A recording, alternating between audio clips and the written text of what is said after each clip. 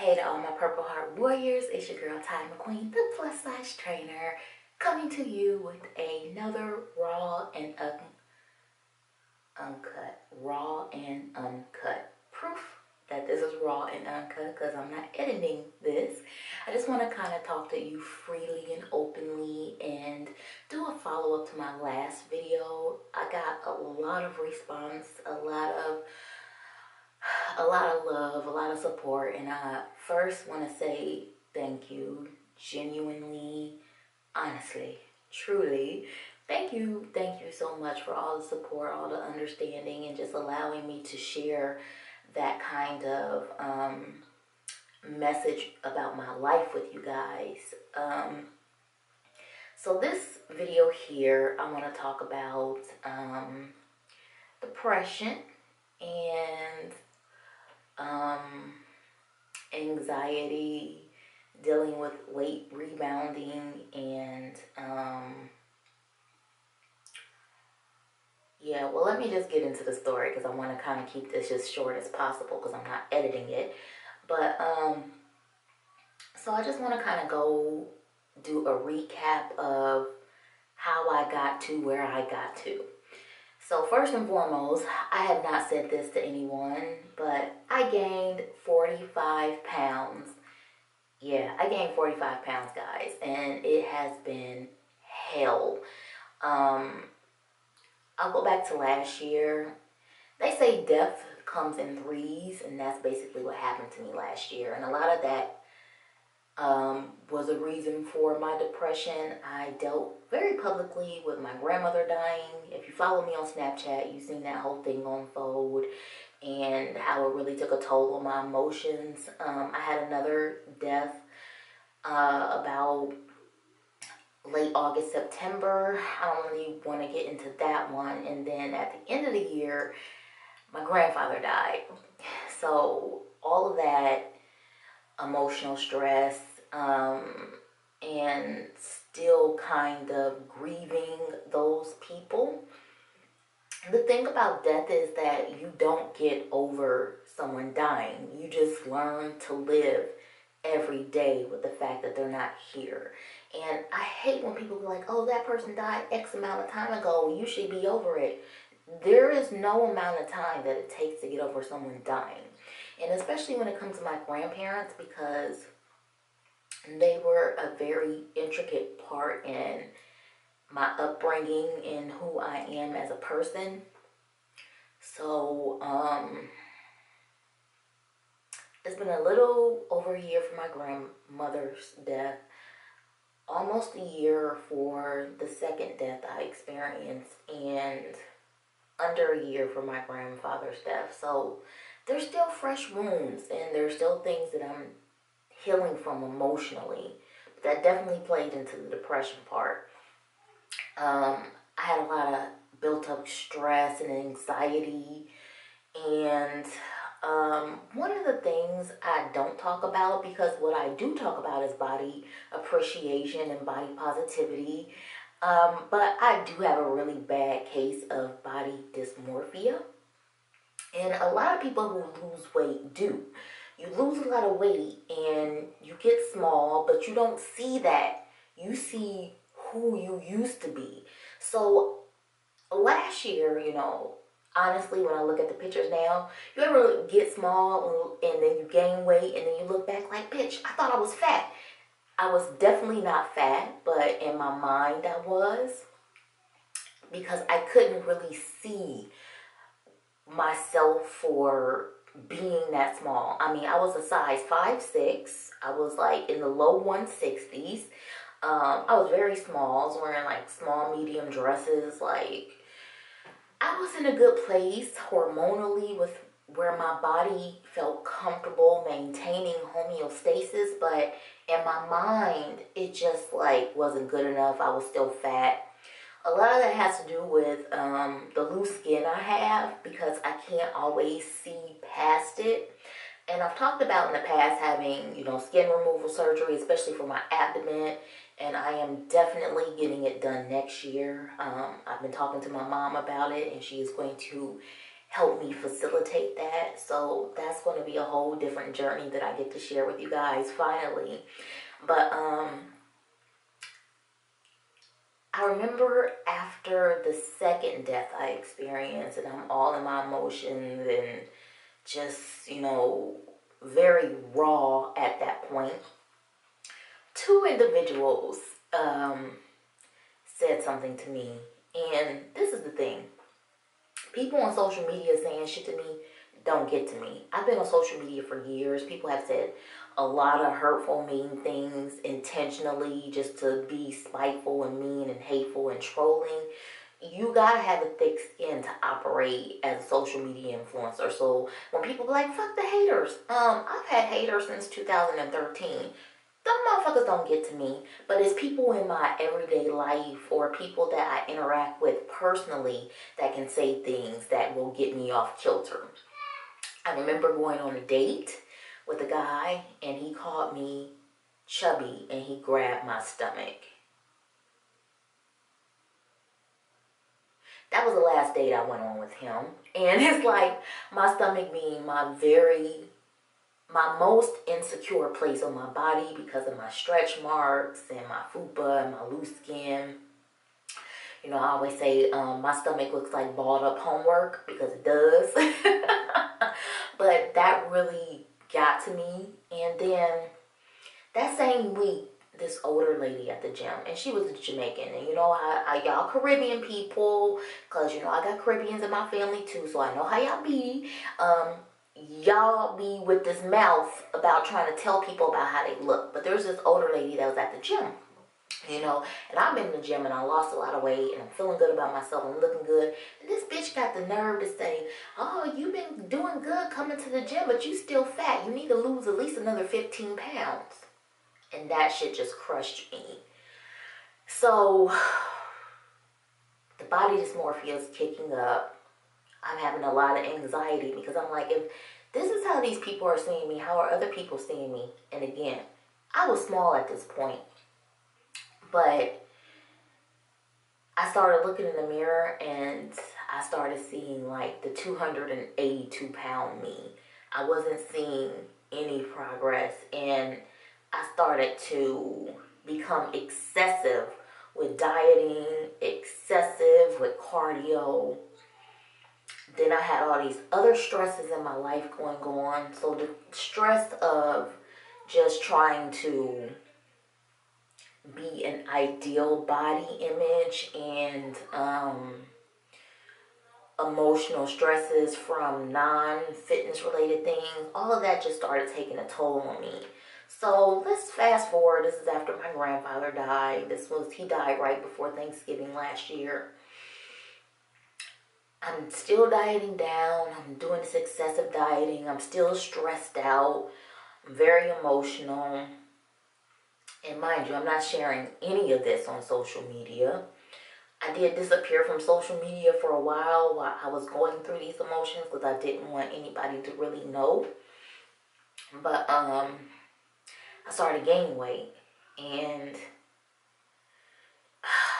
shit, like dealing with PCOS, you already have a hormonal imbalance. And then when you're stressing yourself out and then you have outside stresses, all that stress, like it raises your cortisol levels, you know, just my hormones started getting out of whack. So I started gaining weight and it was slow at first. And then it just kind of happened overnight. And then it was like I could get a little bit off, but then it would just come right back. And from, I don't know, maybe January, February, this was going on.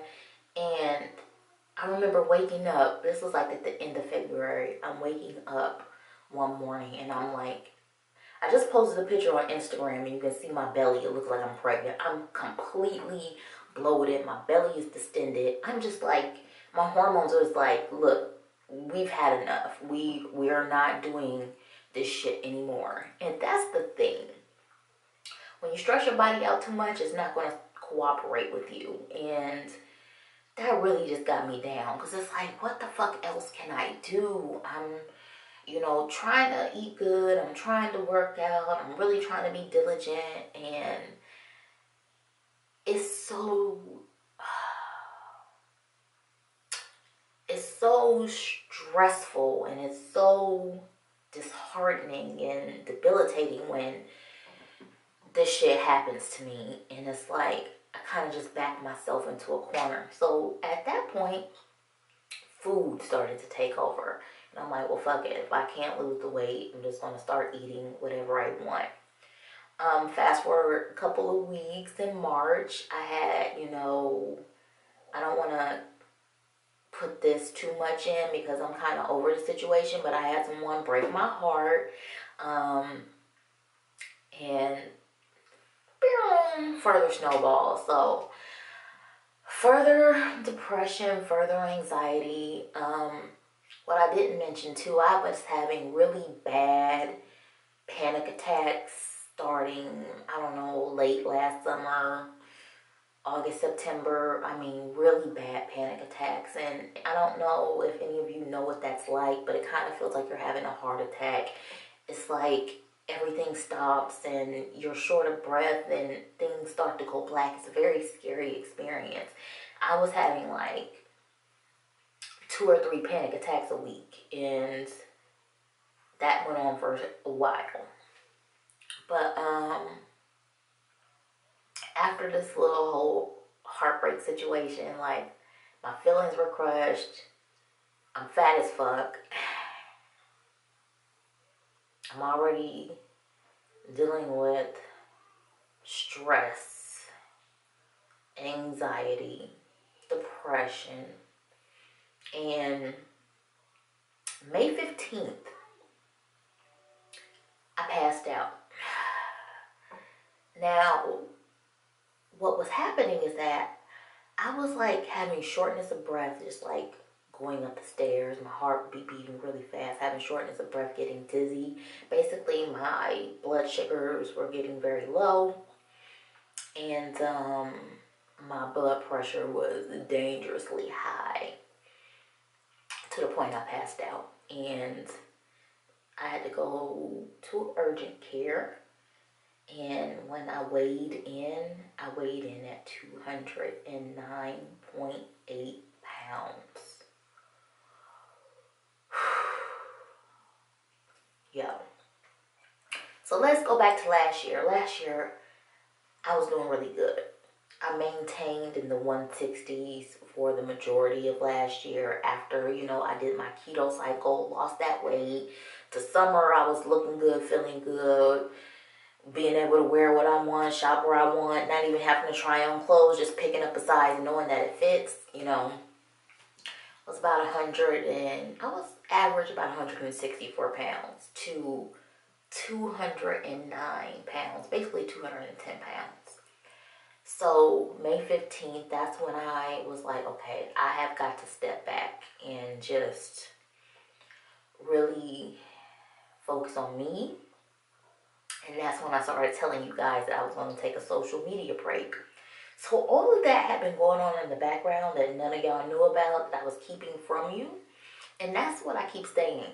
You only get to see this much of people's life on social media. You only get to see what they choose to show you and choose to tell you. Y'all see me in Chicago partying up. Y'all see me in Miami partying up. Y'all see me in Puerto Rico partying up. Y'all ain't know how I was feeling and what I was going through. And until now, I haven't really wanted to share that.